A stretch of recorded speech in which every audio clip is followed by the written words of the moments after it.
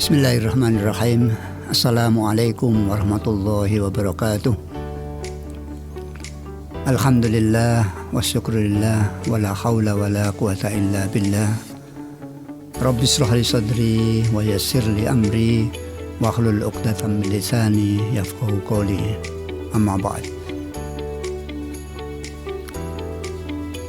Sahabat Unsia yang berbahagia, pada kesempatan yang berbahagia ini kita akan berbincang, kita akan membahas tentang bagaimana yaitu kita melaksanakan zakat. Karena begini, harta zakat itu sudah dipastikan yaitu sumbernya dari mana, jenisnya apa, kemudian kapan kita keluarkan. Yang ini semuanya adalah menunjukkan bahwasanya ada aturan yang pasti yang dapat kita lakukan. Mungkin kita bisa dengan cara menabung sendiri. Setiap pendapatan yang kita terima lalu kita sisihkan katakanlah 2,5% dari uang yang kita peroleh dari hasil usaha kita. Kemudian kita masukkan yaitu celengan atau kotak tabungan. Ini salah satu cara. Apakah ini aman atau tidak? Saya kira ini perlu kita pertimbangkan. Karena apapun yang kita lakukan itu tujuannya adalah baik, supaya kita sisihkan yaitu hak, yaitu para fakir miskin ini bisa benar-benar tepat sasaran. Kemudian sudah terkumpul lalu kita bagikan secara mandiri kepada orang-orang yang kita anggap sebagai golongan fakir miskin, namanya begitu. Cara ini mungkin memakan waktu bagi kita, dan yang kedua mungkin belum tepat sasaran karena kita hanya sekedar mengetahui orang itu tergolong fakir dan miskin ya, menurut perkiraan kita, belum melalui yaitu observasi, belum melalui pengamatan yang cermat sehingga tergolong yaitu fakir atau miskin. Karena itu langkah yang terbaik adalah melalui lembaga yang profesional, yang amanah dalam melaksanakan tugasnya, ya, seperti pengumpulan zakat, kemudian penyimpanan dan pentasarufannya terjamin bahwasanya itu sesuai dengan syariah, sesuai dengan undang-undang yang ada di negeri kita Republik Indonesia. Lazis Unisia di bawah Yayasan Badan Wakaf, dalam hal ini adalah di bawah bidang pemberdayaan masyarakat sebagai lazis ya, tingkat provinsi daerah istimewa Yogyakarta yang berkedudukan di Yogyakarta ini sudah mempunyai izin resmi yaitu dari Kementerian Agama Islam, Kementerian Agama yang menangani yaitu yang bertanggung jawab terhadap pelaksanaan yaitu zakat dan wakaf sebenarnya. Karena itu penyerahan kepada lembaga yang sudah mendapatkan izin secara resmi ini menjadi penting ya. Karena pada prinsipnya lembaga amil zakat ya, termasuk Lazis Unisia adalah dalam pengawasan yang dalam tanda petik ketat ya. Karena pengelolaan uang harus diaudit secara rutin, baik dilakukan oleh Dewan Pengawas Syariah yang ada di dalamnya maupun secara internal ada lembaga audit tentang keuangan. Kemudian secara eksternal, yaitu dari segi syariah yang dilakukan oleh Kementerian Agama. Lalu ada secara eksternal yang dilakukan oleh kantor angkutan publik.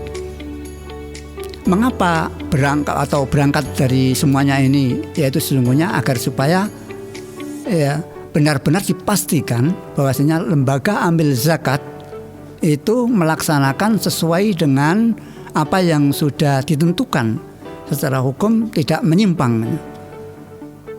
Pengawasannya dari segi syariah itu ada dari segi manajemennya, dari segi pengumpulan uangnya, kemudian dari pentasarufannya. Jadi ini menjadi indikator untuk menentukan apakah lembaga yang diaudit secara syariah itu lulus atau tidak. Atau ada hal-hal yang mungkin disalahgunakan ya, dengan menggunakan kewenangan tertentu sehingga dikatakan ini yaitu melanggar dengan syariah. Karena itu ini sangat penting pengawasan semacam ini ya, untuk melengkapi bagi amil untuk bisa meningkatkan kewaspadaannya sehingga memastikan apa yang dilakukan itu adalah menjadi tanggung jawabnya. Amil itu sendiri kalau dalam istilah adalah man ista'malahul imam ala aqdis shadaqat li mustahiqiha. Jadi amil ini adalah pekerja yang diangkat oleh kepala negara itu atau pemimpin untuk mengambil zakat ya, untuk mengambil zakat kemudian didistribusikan kepada mereka yang berhak. Jadi memang hanya itu saja kerjanya, yaitu mengumpulkan harta zakat, memastikan aman, kemudian distribusikan pada mustahik yang berhak. Ya. Kalau dia bisa mengumpulkan dengan cara yang baik, tadi ada hal-hal tidak menerima, hal-hal yang mungkin sumber harta itu tidak halal ya, tidak menerima. Kemudian ada harta titipan umpamanya untuk hal-hal yang kegiatan yang dilarang oleh negara, untuk makar atau untuk hal-hal yang mungkin menyimpang dari aturan yang ada di Indonesia, maka itu akan segera dihindari ya. Artinya apa? Itu harus tertulis, itu harus pasti ada kesepakatan.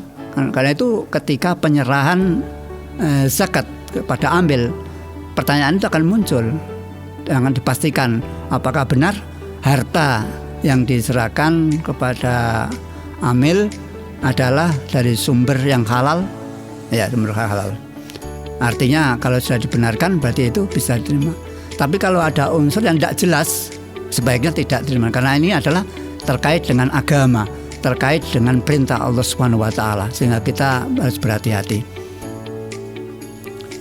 Begitu pula yaitu dengan adanya hal-hal yang mungkin kurang transparan. Kurang transparannya maksudnya apa? Tidak ada laporan, tidak ada yaitu informasi mengenai perkembangan dan mengenai kegiatan-kegiatan yang dilaksanakan oleh amil sebagai pihak yang mentasarufkan harta zakat. Ini juga menjadi masalah.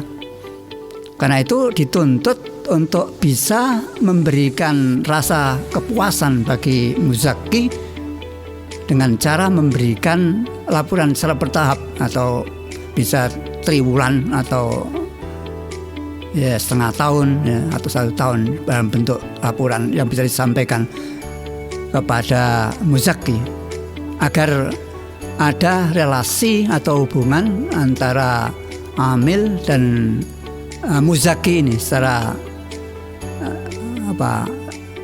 ridho bi atau saling meridainya atau saling mempercayainya. Jadi sehingga tidak ada kekhawatiran bahwasanya harta yang sudah diserahkan itu disalahgunakan. Nah, ini penting ya. Karena itu pengawasan lembaga amil zakat itu bukan hanya sekedar dari pemerintah sesungguhnya. dari muzaki juga bisa pengeluaran itu, atau dari masyarakat pada umumnya. Itulah sebabnya maka dalam rangka pengawasan supaya benar-benar lembaga amil zakat infak sedekah itu tidak disalah artikan atau disalahgunakan, maka benar-benar harus dari semua sudut bisa mengawasinya, ya. Terutama yaitu sudah barang tentu yaitu Allah SWT yang maha mengetahui segala-galanya, apa yang tersembunyi, apa yang mungkin dianggap tidak ada yang mengetahui tadi. Karena itu disinilah pentingnya yaitu kesadaran, ya, untuk melaksanakan kegiatan atau pengelolaan harta zakat itu dengan sebaik-baiknya, setepat-tepatnya, sehingga terhindar dari tuduhan, ya, atau segala sesuatu yang bisa mengurangi kepercayaan masyarakat, ya, dalam pengelolaan zakat ini. Memang zakat ini ada perintahnya. Jadi umpamanya kita bisa baca hadis, ya. Anna Rasulullah sallallahu alaihi wasallam lama ba'asa Mu'adzan radhiyallahu anhu al-Yaman qala akhbirhum anna Allah farada 'alaihim zakat min amwalihim wa turaddu 'ala fuqaraihim. Itu sudah jelas zakat itu. Jadi kalau mengumpulkan saja tidak sampai didistribusikan kepada yang berhak menerima, berarti itu tidak, pesan itu tidak sampai. Jadi bagaimana kita bisa memastikan bahwasanya harta yang dikumpulkan dan disimpan di lembaga amil zakat itu benar-benar dipastikan yaitu sudah sampai kepada para mustahiknya, fakir miskin terutama. Nah, ini menjadi penting, ya, baik sebagai muzaki maupun sebagai amil, kehati-hatian ini agar supaya benar-benar firman Allah mengatakan wa fi amwalikum haqqun lis-sa'ili wal mahrum. Di dalam harta yang kita miliki, yang kita dapatkan dari hasil usaha kita itu, ada hak bagi orang lain yang minta-minta maupun yang tidak mau minta. Jadi berarti hak itu tidak ada alasan, wah ini tidak ada, semuanya sudah kaya semua, berarti kita tidak perlu mengeluarkan zakat. Tidak, tetap, ya. Karena namanya keadaan fakir miskin itu tidak hanya didistribusikan di sekitar kita atau di negara kita, mungkin di pelosok sana atau di negara lain yang sangat memerlukan. Karena itu kebutuhan yang namanya zakat ini adalah kebutuhan yang pasti, dan ini adalah untuk selamanya. Ini sangat beda dengan pajak. Sama-sama wajib pajak dan wajib zakat. Kalau wajib zakat adalah dalam keadaan apapun, umpamanya suatu kampung atau suatu desa, suatu negeri sudah semuanya yaitu makmur, semuanya kaya raya. Yang namanya zakat ini karena ini firman Allah, maka tidak ada kemudian istilah diberhentikan karena sudah kaya semua. Karena pasti yang namanya yaitu fakir miskin itu ada, walaupun tidak ada di negara kita. Sedangkan zakat sudah barang tentu beda, karena zakat itu selama diperlukan oleh pemerintah atau negara. Tetapi kalau pemerintah sudah menganggap tidak butuh, bisa diberhentikan atau dinaikkan atau dikurangi, bisa begitu. Yaitu jumlah persentase zakat itu, persentase pajak itu, kewajiban pajak itu.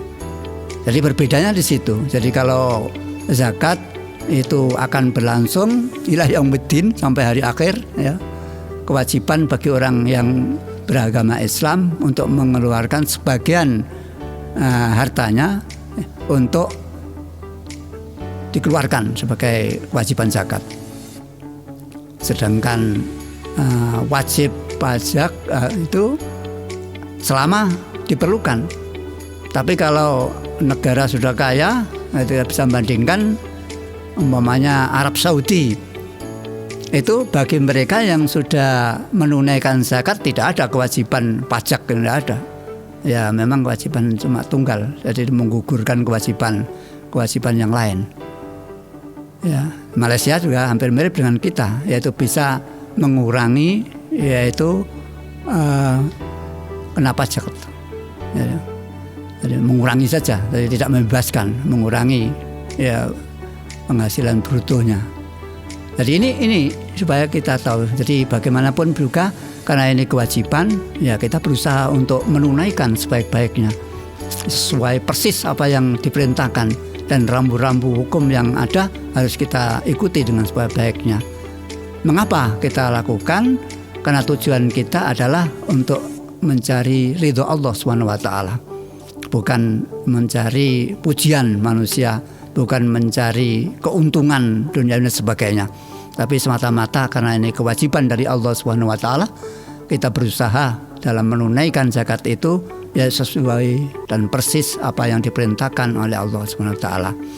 Apalagi kita pahami bahwasanya zakat ini adalah rukun, ya, rukun Islam yang ketiga. Ya, kalau kita melaksanakan rukun Islam berarti kita menegakkan agama kita. Tetapi kalau kita tidak melaksanakan rukun berarti kita menghancurkan atau merobohkan bangunan agama kita ini. Ya, ada syahadat, ada salat, ada zakat, ada puasa, kemudian haji. Ini sebenarnya kita lakukan. Hanya saja ke dalam haji ada ketentuannya, man istata'a ilaihi sabila. Ya, bagi orang yang mampu ya untuk melaksanakan ibadah haji. Tapi kedekatan sholat dan zakat ini menunjukkan percuma, yaitu kita melaksanakan sholat saja tapi tidak zakat. Karena kalau sholat itu adalah hablum minallah, atau hubungan vertikal kita, yaitu kepada Allah SWT. Sedangkan zakat ini adalah hubungan kita, hubungan horizontal, ya, hubungan sesama manusia. Jadi kita harus menjalin sama ini, baik hubungan kepada Allah maupun hubungan kepada sesama manusia. Sehingga dalam hadis disebutkan khairun nas anfa'uhum linnas. Sebaik-baik manusia adalah yang paling bermanfaat bagi orang lain, bagi sesama. Yang paling bermanfaat berarti yang bisa memberikan keberkahan, bisa memberikan kebahagiaan bagi orang lain. Jadi sehingga mudah yaitu kita mengatakan, apakah dengan harta? Ya tidak harus selalu dengan harta. Kita bisa berhubungan baik dengan orang lain itu mungkin dengan harta, bisa dengan kalimat kata-kata, nasihat, tausiah dan sebagainya, yang bisa merubah dari perbuatan yang tidak baik menjadi baik. Gitu. Itulah yang mengajak orang berbuat ma'ruf dan mencegah berbuat mungkar. Dan ini adalah suatu hal yang penting agar supaya dalam kehidupan ini kita ada yang saling mengingat dan mengingatkan, sehingga kita terselamatkan dari kesalahan, dari kekhilafan, dan itu untuk panggilan hati nurani untuk keselamatan kita bersama sebagai muslim. Demikian kurang lebihnya mohon maaf. Wabillahi taufik wal hidayah. Wassalamualaikum warahmatullahi wabarakatuh.